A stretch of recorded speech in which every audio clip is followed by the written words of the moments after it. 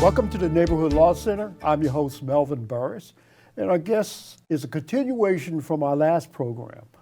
We have the Charlie Rogers, who's a business person, software application company, ISS, and he'll explain what ISS do for us.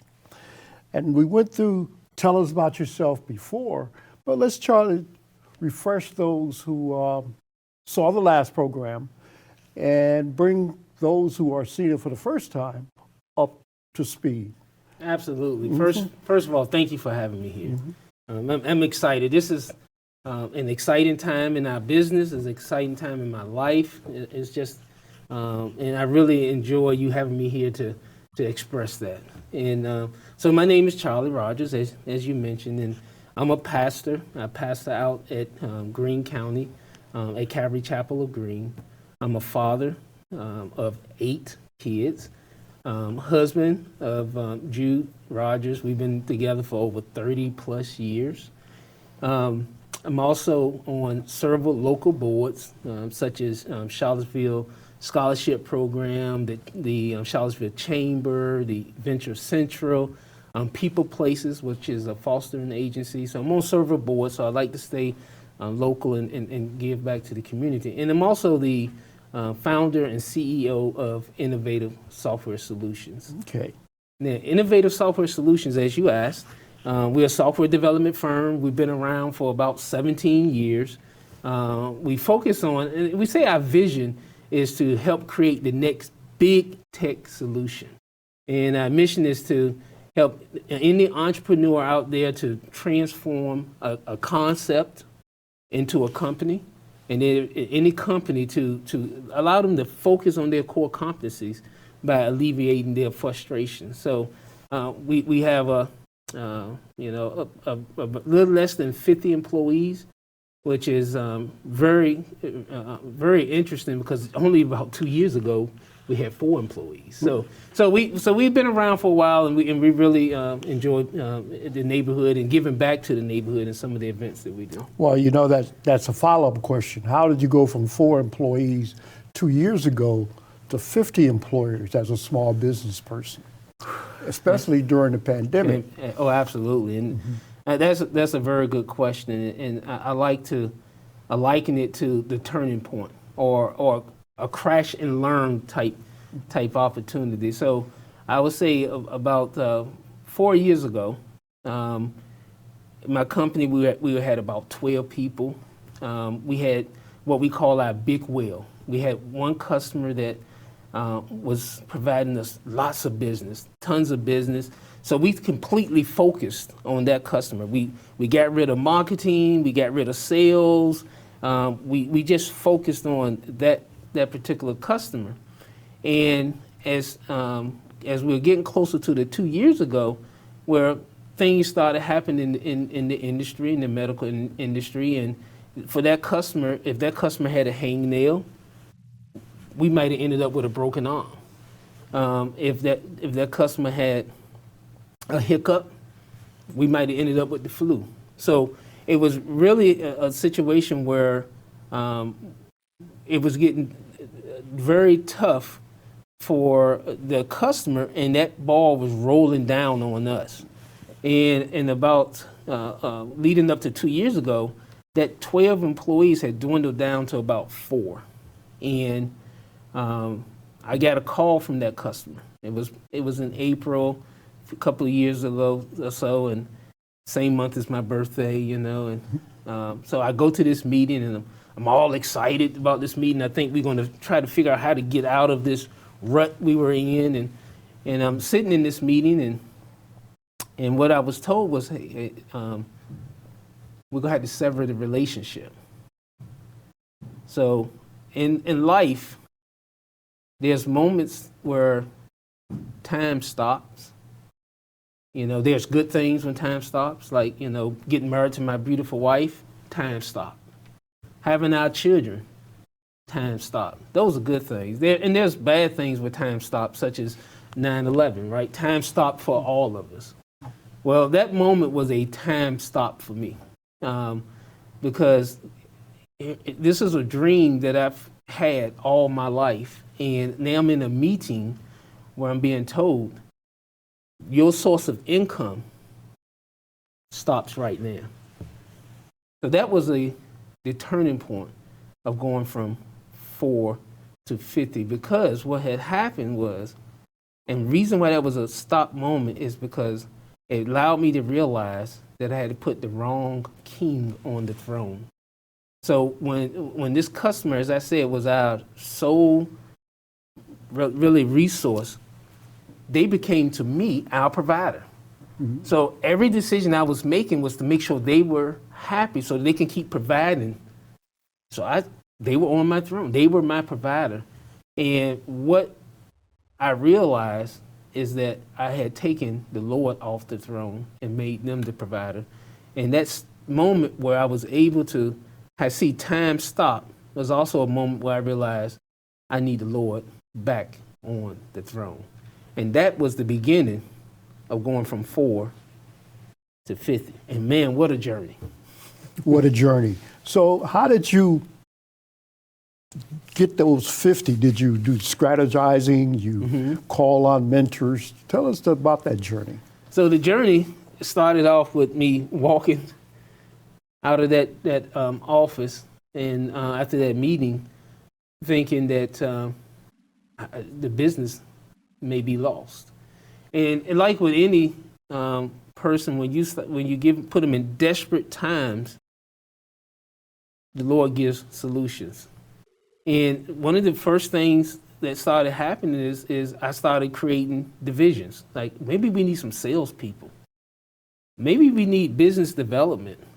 Maybe we need, so I started getting excited again about maybe I need to do some things that can inspire growth. Because up until that point, we were growing, but we were growing organically with this one big customer by word of mouth based on what that customer were doing. So we weren't actively out trying to do anything. And once that happened, I realized that we needed to become more active in growing. But in that first year, I'm thinking, I'm bare right now. It's a famine. And it reminded me of the story of Hezekiah in the Bible, when Hezekiah was besieged by the Assyrians. And when Hezekiah, the king, went to the Lord and said, Lord, these Assyrians are wiping us dry. I mean, famine, all this is going on. And the Lord said, I tell you what, Hezekiah, I'm going to take care of you, but it's going to take 3 years. It's a 3-year plan. And in that first year, I'll take care of you, but I'll take care of you. Okay? All right? The second year, the things that I take care of you with, I will blossom them a little bit more. But that third year, you're going to plant, you're going to sow, and then you're going to reap. And it's going to be an amazing thing. So it took your development team 3 years to start bringing in other clients and building your business back up. Absolutely. You know, it's interesting. During the COVID, most people were cutting back, and yet you were growing. Mm-hmm. Could you tell us what you were doing, why you weren't cutting back, and why you were growing? Maybe it will help some other small business people. Oh, absolutely. Absolutely. So we did at our company what we call a 3-step plan. In order for us to grow, we knew that we had to start fundamentally at the employee level. And one of the things we did at the employee level is that we started allowing the employees to get education. So we created a program where any employee can go and get an MBA. And so we started having the leadership. For instance, over half of my leadership decided, hey, maybe we need to grow a little bit in our business acumen. And so we had some that went off and started getting their MBA at Liberty. We also implemented programs where if any employee wanted to go to a conference, take a class, do anything to grow, the company was willing to invest that money in it. So if we're going to invest the money, our initial capital investment was in the employees. And so we created one of the amazing things that came out of the employee part of it initiative is that we created programs like innovation teams, where anyone in the company could generate an innovation and get rewarded for it. So not just the leadership or the management, but anyone in the company can create innovation. And it's amazing how you don't even know if the janitor that cleans the office may have an idea. You just don't know. So ideas were just starting to being poured into the business, which was amazing. And so you take that employee initiative and then you apply that to what we call our internal processes initiative. If your employees are growing, your internal processes are going to grow. And when I mean by internal processes, that's when the teams decided, hey, we need and that they were helping me. We need a sales team. We need a marketing team. We need a human resource team. We need a business development team. We need an exploration team. So now what was happening is our whole team structure changed. Instead of having a really flat and one person kind of trying to make decisions, we started having divisions that were making division level decisions that was best for the whole company.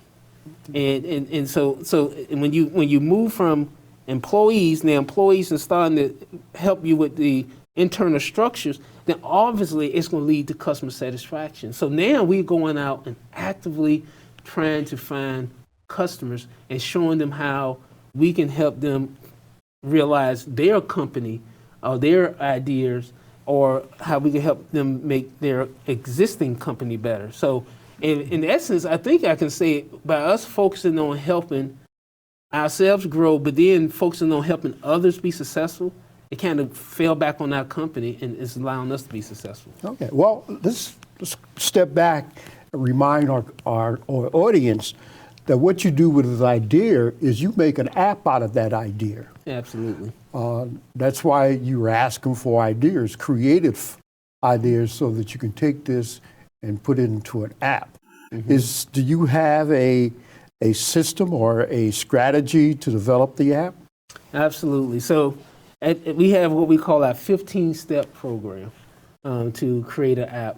And those 15 steps are done in 3 stages. And the first stage is, like I said, Melvin walks in and Melvin has this great idea. And the first thing we do, Melvin, is we try to find out, is there a market for your idea? And then we help you to take that idea. Once we prove you are brilliant and there is a market for this idea, we then take and help you to visualize your idea by creating a prototype or tangibilizing your idea so that your idea is available on the mobile device or the desktop device or wherever that application will reside.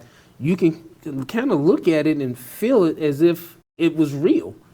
And that allows you to then show that application to potential customers or potential investors, so that they can know that you have something going.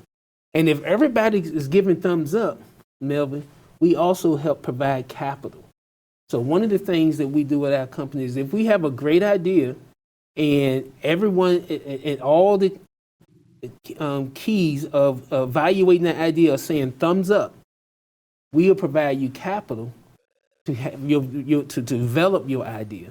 So then we go off and we develop your idea. We have a really dedicated team that creates your idea. And then the third piece we do is we have a team called a care team that will now take your idea, make it accessible to your customers, and then that team is ready to go to onboard your customers, to train your customers, to take your customer calls. So Melvin, you just walk in the door with an idea. You walk out with a company, and we hold your hand until that company starts making profit. Okay, if I come, so my audience can know, do I have to come with some money in my hand, or is it just the idea that you're looking for to capitalize on? I would say come to our door with the idea. And then we'll figure out all the other stuff. Okay. We never let money stop you from having your dream. Okay, well, that's what the audience know, because a lot of folks have a lot of different ideas. They can give you a call. So let's talk about your relationship with the local Charlottesville, Albemarle Chamber of Commerce. You are on the board. Yes. You mentioned you are on Venture. The Venture Central's board. Venture Central board also, which all ties into business Yes. and relationships. Yep. So tell us about your experience there, and how do you utilize, or how other small businesses or minority businesses can utilize the resources of the chamber? Right. So, and that's a great question. And I tell you, to this day, I use the resources at the chamber quite a bit because several reasons why the chamber is a great asset. One is filled with business minds, with people who have created businesses, exited businesses, created businesses, exited businesses.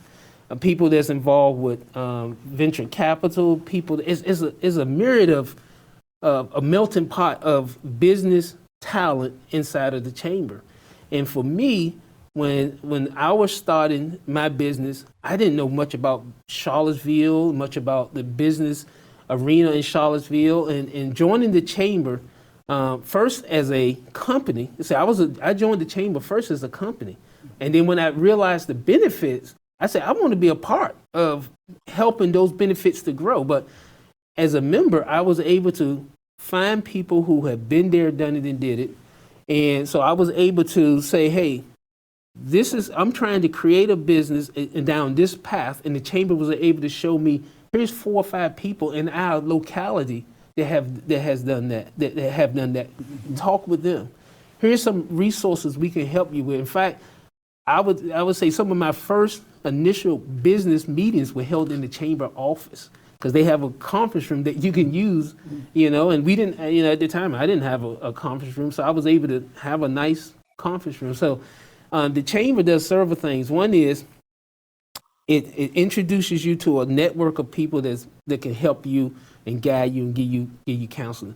Another thing it does is it brings in resources, state resources, regional resources, and make those resources available to the local businesses, and that's huge because some of the grants that we've used in our business.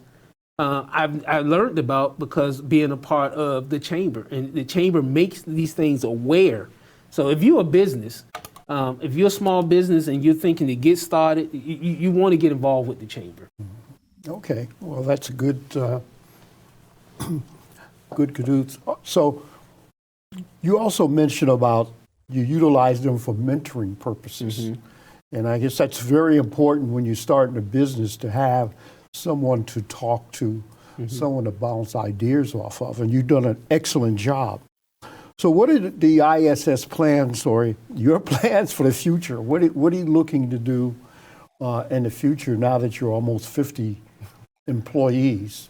One of the first things we want to do, of course, is figure out how to give back to the community, because when I started this whole idea of business, it really was to give back, because the only reason why I was able to get involved with business, have opportunities to give in business, because someone gave me a random act of love and gave me an opportunity. And I always liken that to someone helped marry my opportunity, my aspirations with opportunity. So I wanted to be able to create something that would allow me or anyone in my company to go out and show people, hey, keep hope. You can do this. And not only just say that, but also provide funds. And that's why we started with Willow Tree, the Drive for STEM a golf tournament, which is meant to bring the community together to foster diversity and unity and communication while funding STEM opportunities for the youth. So the first thing, when I look at the financing for the youth, you mean giving scholarships back to city kids? Absolutely. We give not only scholarships, we give computers, and we give them access to UVA, STEM camps. So it's a tremendous give back to the community that I'm really proud of. Now, what about your intern program Oh yeah. that you have, and how has that helped other aspiring young people learn the software business, but also maybe start their own companies down the road? Oh, absolutely. So, and that's a good question to follow with what our future plans is, because part of what we're doing now is not only giving back to the community, like I said, but we have a really to me a really nice intern program, and like in the summer we tend to have anywhere from 4 to 5. And I know some companies they have 20 and 30, but we have 4 to 5 interns, and we really put them on real world projects. I mean, they really get their hands in. They get to learn the system. They get to learn our culture. They get to learn how our customers, the ways of our customers, and they really get entrenched. And to the point that almost every year when we are hiring new employees, like right now, we're in the process of trying to hire 15 new employees. When we are in that process, our interns are generally the ones that help us fill those spots, because once they've learned that system, they're in our culture, they tend to stay with us. And I would say that a good percentage of our a little less than 50 employees were originally interns at one time. Now, if I could get to your question on what we're trying to do in the future, this is really something that I'm really excited about, and in fact, this is gonna be the first time this is mentioned. So this is like hot off the press. Okay. Just as for this is for your ears only, Melvin. Okay. Is that we have decided to take our message, which has been a local message, a message that's allowed us to grow organically by word of mouth, and we are taking that message nationally. So we are now packaging up our message, and we are going all across the country to try to help entrepreneurs all across the country, and also develop relationships with enterprises all across the country, which is something we hadn't done before. And in order for us to support that type of growth, right, then we need to have certain verticals within our company that we have, but we need to embellish them. Like, for instance, our exploration team, our solutions team, that's the team that goes to a company like a Fox, and they go into that company and they try to build a relationship, and they try to understand how we can get projects and grow. Is a division that we need to shore up on. And then there's the tech launch division that we need to show them that, and that's the division where they go out and they help the Melvin not only start his business, but give you mentorship. Make sure you have a good mentor team. Make sure they introduce you to lawyers and help you grow your business. Well, in order for us to grow those two divisions, we are acquiring our first two companies.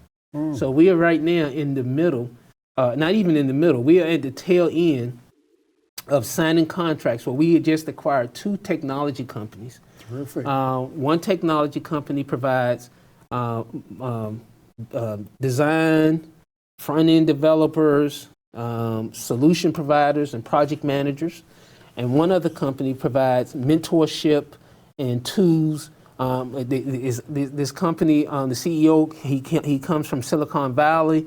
He built this really nice company, and we're in the throes right now of acquiring both of those companies and bringing over a good number of those employees into our company, and it's really going to shore up our message so that we can then go national. So that's one of the things I'm really excited about, is taking this message nationally, and then nationally going into these neighborhoods and showing kids that they can grow up in the projects, but they don't have to stay in the projects.